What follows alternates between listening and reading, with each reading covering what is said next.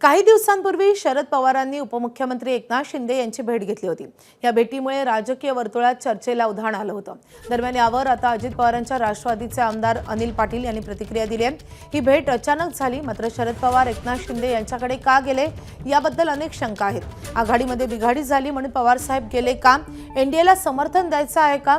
अशा शंका अनिल पाटलांनी उपस्थित केल्या आहेत। तसंच जर शरद पवार यांना माहितीमध्ये जायचं असेल तर त्यांना केंद्रीय नेतृत्व आणि केंद्रीय पक्ष यांच्यासोबत चर्चा करावी लागेल, असंही अनिल पाटील यांनी म्हटलं आहे।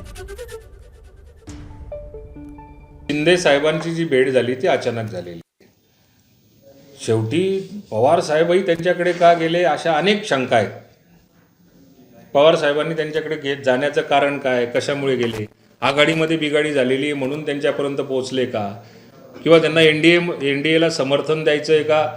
या सगळ्या शंका आहेत आणि या शंकांमुळे कदाचित ते गेलेही असतील।